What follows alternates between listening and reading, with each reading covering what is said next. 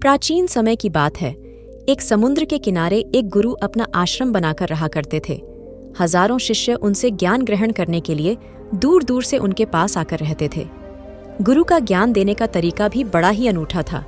शुरुआत में वह अपने शिष्यों को उद्देश्यों के माध्यम से ज्ञान देते थे। उसके बाद वह अपने शिष्यों को उस ज्ञान का अनुसरण करने के लिए कहते थे। उस ज्ञान को अपने व्यावहारिक जीवन में उतारने के लिए कहते थे। एक बार उस आश्रम में एक सम्राट अपने बेटे को लेकर पहुंचा। उस सम्राट ने उस गुरु से प्रार्थना की कि आप मेरे बेटे को अपने आश्रम में रहने दें और अपने तरीके से उसे ज्ञान दें। उसे इस आश्रम में बिल्कुल भी ऐसा नहीं लगना चाहिए कि वह किसी सम्राट का बेटा है। उसे बिल्कुल साधारण शिष्यों की तरह ही ज्ञान देने की कृपा करें। गुरु ने मुस्कुराते हुए कहा, सम्राट, ज्ञान इसी तरीके से लिया जा सकता है। अगर तुम अपने आप को दूसरों से बड़ा समझोगे तो तुम ज्ञान ग्रहण नहीं कर पाओगे। अगर तुम्हें ज्ञान ग्रहण करना है तो तुम्हें दूसरों की तरह अपने आप को साधारण समझना होगा। यही ज्ञान ग्रहण करने की सबसे पहली सीढ़ी होती है। तुम निश्चिंत रहो, आज से तुम्हारे बेटे की जिम्मेदारी मेरे कंधों पर रही। यह कहकर गुरु सम्राट के बेटे को अपने साथ लेकर समुद्र के किनारे टहलने के लिए निकल गए। आश्रम के बाकी सभी बच्चे उस सम्राट को देख रहे थे। सम्राट अपने बेटे को अपने रथ पर बैठाकर लाया था, जिससे सभी बच्चे समझ गए थे कि यह लड़का सम्राट का बेटा है। इसी वजह से आश्रम के सभी बच्चे सम्राट के बेटे की ओर आकर्षित हो गए थे। जब गुरु सम्राट के बेटे को लेकर समुद्र पर टहल रहे थे तो सम्राट का बेटा अचानक फूट फूट कर रोने लगा, क्योंकि अभी वह बस सिर्फ 12 वर्ष का था और 12 वर्ष की आयु में उसके पिता उसे अपने से दूर छोड़कर चले गए थे। यह सदमा वह बच्चा सहन नहीं कर पा रहा था। वह नहीं समझ पा रहा था कि उसके पिता उसके भलाई के लिए उसे उस गुरु के पास छोड़कर गए हैं। उसे रोते हुए देखकर गुरु ने कहा, बेटा, मैं तुम्हें चुप नहीं करूंगा। हो सकता है कि आज मैं तुम्हारे आंसू पोंछ दूं, लेकिन कल तुम फिर अपने आप को अकेला पाओगे। याद रखना, जीवन में इंसान अकेला आता है और अकेला ही जाता है। जितनी जल्दी जो इंसान इस बात को समझ लेता है, वह उतनी जल्दी आत्मज्ञान के रास्ते पर निकल पड़ता है। गुरु ने अपनी बात आगे बढ़ाते हुए कहा, जो इंसान अकेला रहना सीख लेता है वही खुद से प्यार कर पाता है, और जो खुद से प्यार करना जानता है वह किसी से किसी के भी जाने का अफसोस नहीं करता, क्योंकि वह खुद से ही प्यार करता है। धीरे धीरे तुम आश्रम के माहौल में ढल जाओगे। शुरुआत में तुम्हें समस्या आ सकती है, लेकिन कुछ दिनों के बाद तुम इसे आत्मसात कर लोगे। उसके बाद तुम्हें यही जगह बहुत अच्छी लगने लगेगी। यह जगह तुम्हें अपनी महल जैसी लगने लगेगी। संध्या हो चली थी। समुद्र के दूसरे छोर पर सूरज सिकने लगा था और अपनी लालिमा पूरे आकाश में बिखेर रहा था। बड़ा ही सुंदर दृश्य था और गुरु शिष्य को अपने साथ लेकर आश्रम में वापस लौट आए। उस शिष्य को भी थोड़ी शांति मिली, क्योंकि गुरु की आंखों में एक अद्भुत पूर्व शांति झलक रही थी। और हम जब किसी एकांतवासी गुरु की आंखों में वह शांति देख लेते हैं तो हमारे हृदय पे से भी सारा भार हट जाता है। मन एकदम निर्मल हो जाता है। जब सम्राट का बेटा रात्रि का भोजन करने के लिए भोजन कक्ष में पहुंचा तो आसपास के सभी शिष्य उसके पास आने लगे। उन सबको पता था कि यह सम्राट का बेटा है और अगर हम इससे दोस्ती कर लेते हैं तो इससे हमारा बहुत फायदा होने वाला है। यही सोचकर आश्रम के ज्यादातर बच्चों ने उसे घेर लिया था। बस कुछ बच्चे जो अकेले रहने का महत्व समझते थे, जो दिखावे में विश्वास नहीं करते थे, वह उस सम्राट के बेटे के पास जाने के बजाय अपना पूरा ध्यान खाने पर लगा रहे थे और एकांत में बैठकर अपना भोजन कर रहे थे। कुछ दिनों के बाद सम्राट के बेटे की आश्रम के ज्यादातर बच्चों के साथ दोस्ती हो गई। अब वह आश्रम में उन बच्चों के साथ घूमता, उन्हीं के साथ अपना ज्यादातर समय बिताता। आखिरकार सम्राट का बेटा था, सुख सुविधाओं में पला बढ़ा था। आसपास बहुत से दास और दासियां होते थे। आसपास अपने मित्रों से घिरे होना, वही दिनचर्या उसने इस आश्रम में भी अपना ली थी। ऐसा नहीं था कि गुरु को यह सब पता नहीं था, पर गुरु उसे अलग तरीके से ज्ञान देना चाहते थे। बच्चों को ज्ञान आप उपदेश देकर नहीं दे सकते हैं, उन्हें साक्षात्कार कराना पड़ता है। उसके बाद उन्हें वह बात समझ आती है जो आप समझाना चाहते हैं। गुरु को यह बात पता थी कि अगर मैं इसे बोलकर बताऊंगा तो यह कभी समझ नहीं पाएगा। मुझे इसे दिखाना पड़ेगा, इसे एहसास कराना पड़ेगा कि अकेले रहने से ही तुम अपने शक्तियों को जान पाओगे। यह सिख देने के लिए गुरु एक दिन उस शिष्य को अपने साथ एक पहाड़ी की चोटी पर ले गए। पहाड़ी पर पहुंचकर गुरु ने उस शिष्य से कहा, अब तुम्हारा ज्ञान पूरा हो चुका है, बस तुम्हें एक आखिरी रात यहाँ पर रहकर बितानी होगी। उसके बाद अगले दिन शाम को मैं तुम्हारे राजमहल में तुमको पहुंचा दूंगा। वह बच्चा तो यह सुनकर बहुत खुश हो गया कि अब मैं वापस अपने राज्य महल चला जाऊंगा, फिर से मेरे दास और दासियां, सारी भोग की वस्तुएं मेरे पास होगी। उस शिष्य ने गुरु से पूछा, गुरुजी, मुझे आज रात आप यहाँ पहाड़ी पर क्यों छोड़ रहे हैं? आखिर मुझे कौन सा आखिरी ज्ञान यहाँ पर मिलेगा? गुरु ने मुस्कुराते हुए कहा, यहाँ पर चट्टान के पीछे तुम्हें छिपकर बैठना होगा। यहाँ पर रोज रात को एक बाज आता है। तुम्हें उस बाज को देखना है, बड़ी गौर से देखना है, हर गतिविधि देखनी है, और उस बाज को देखने के बाद अगले दिन अगर तुम उस बाज की खूबियां मुझे बता पाए तो मैं तुम्हें तुम्हारी अपने राजमहल वापस भेजवा दूंगा। और हाँ, सुबह में आने से पहले एक बात पर और ध्यान देना है। एक चरवाहा यहाँ पर अपनी भेड़ों को चराने के लिए आता है। तुम्हें उन भेड़ों की गतिविधियां भी देखनी है। याद रखना, बाज की गतिविधि रात को, भेड़ों की गतिविधि सुबह। अगर तुम दोनों की गतिविधि ध्यान से देखकर मुझे बता पाए तो तुम इस आश्रम से हमेशा के लिए आजाद हो जाओगे।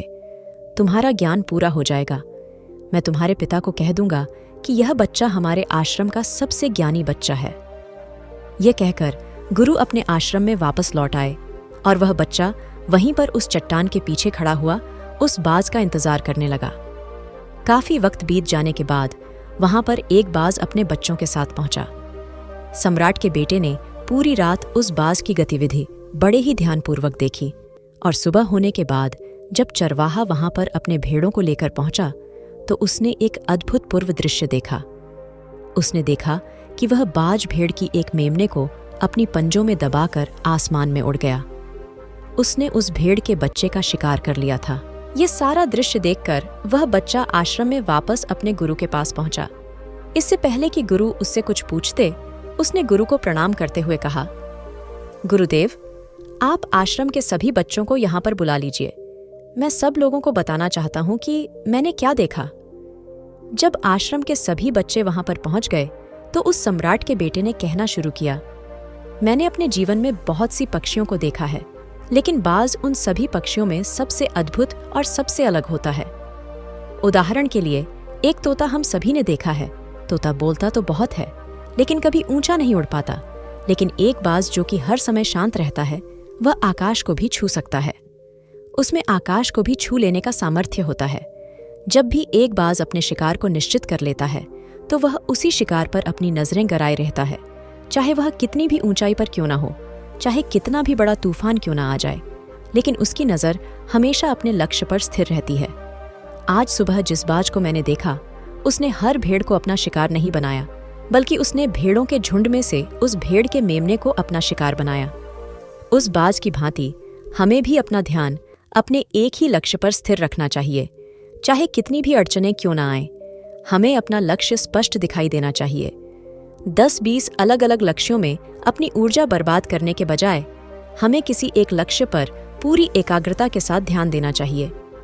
तीसरी बात जो मैंने उस बाज से सीखी और जो हम सभी को सिखानी चाहिए, वह यह है कि बाज कभी भी दूसरे पक्षियों के साथ नहीं उड़ता। वह हमेशा आकाश में अकेला उड़ता है। इससे हमें ये सीख लेनी चाहिए कि हमें कभी भी छोटी सोच वाले लोगों के साथ नहीं रहना चाहिए। आखिरकार हम भी वही बन जाते हैं जिनके साथ हम रहते हैं। इसलिए या तो बड़ी सोच वालों के साथ रहो या फिर अकेले रहो, क्योंकि जब हम अकेले रहते हैं तब हम खुद की ताकत और खुद की कमजोरी को जान पाते हैं, और तभी कमजोरियों को जानकर उन्हें दूर कर सकते हैं और अपनी ताकत को जानकर उसका सही इस्तेमाल कर सकते हैं। लेकिन वह तभी संभव होगा जब हम अकेले रहना सीखेंगे। चौथी सीख जो हमें एक बात से लेनी चाहिए कि एक बाज हमेशा अपनी सीमाओं से ऊपर उठकर उड़ता है। जब तूफान आता है तो हर एक पक्षी अपने घोंसले की ओर भागता है और खुद को छुपाने की जगह ढूंढता है, लेकिन बाज ऐसा कुछ भी नहीं करता। वह खुद की सीमाओं को तोड़कर बादलों से भी ऊपर उड़ने का प्रयास करता है। हवाएं उसे थपेड़े मारती हैं, पंख उसके भारी हो जाते हैं, पानी और धूल की वजह से उसे कुछ दिखाई नहीं देता, लेकिन वह फिर भी आसमान की ओर उड़ता रहता है और अंततः बादलों से भी ऊपर निकल जाता है और वहां तब तक उड़ता रहता है जब तक मौसम ठीक नहीं हो जाता। अपनी सीमाओं को इसीलिए तोड़ पाता है क्योंकि वह समस्या के आने पर उससे घबराता नहीं है, उससे डर कर बचने का प्रयास नहीं करता, बल्कि एक सकारात्मक नजरिए के साथ उसका सामना करता है। जीवन में चाहे कितनी भी अड़चनें क्यों न आए, हमें उन अड़चनों से लड़ना चाहिए, न कि उनसे डर कर कहीं छुप कर बैठना चाहिए। बहादुर तो वह लोग होते हैं जो तूफानों से टकरा जाते हैं। कायर तो अपने घर में, अपने घोंसले में अपना स्थान ढूंढकर बैठ जाते हैं। 5वीं बात जो हमें एक बाज से सीखनी चाहिए कि बाज कभी भी अपने घोंसले में घास के कोमल टिंके नहीं रखता। जो टिंके कोमल होते जाते हैं वह उन्हें निकालकर फेंकता रहता है। उसी तरह चाहे कितनी भी आरामदायक जिंदगी आपको मिली हो, लेकिन उस आराम से ऊपर उठकर अपने आलस्य को तोड़कर जीवन में मेहनत करते रहना चाहिए। जीवन में पसीना बहाना चाहिए, शारीरिक मेहनत करनी चाहिए। अपने घोंसले से कोमल टिंके उठाकर फेंक दो और आज ही अपने आलस्य को तोड़कर निकल पड़ो। हर दिन अपने आप को चुनौतियां दो, हर दिन मुश्किलों से लड़ो, क्योंकि वही मुश्किलें तुम्हें मजबूत बनाएगी। जंगल के राजा शेर को भी झुंड बनाकर शिकार करते हुए देखा जा सकता है, लेकिन बाज हमेशा अकेला शिकार करता है, क्योंकि वह जानता है कि भीड़ हौसला तो देती है मगर साहस छीन लेती है। आदमी को हमेशा अकेले ही आगे बढ़ना होता है। यही कारण होता है कि वह जल, थल और नभ सभी जगह पर अपने शिकार का परचम लहरा सकता है। बाज की उम्र लगभग 70 साल की होती है, लेकिन 40 साल में ही उसका शरीर बूढ़ा हो जाता है।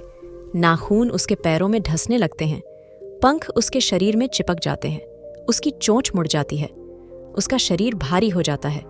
ऐसी स्थिति में शिकार करना तो क्या, उड़ने की भी हालत नहीं रहती उसकी। ऐसे में उसके पास सिर्फ 2 विकल्प होते हैं। पहला, या तो वह खुद की इस अवस्था को स्वीकार कर ले और भूखा प्यासा मर जाए, या किसी दूसरे जानवर का शिकार बन जाए।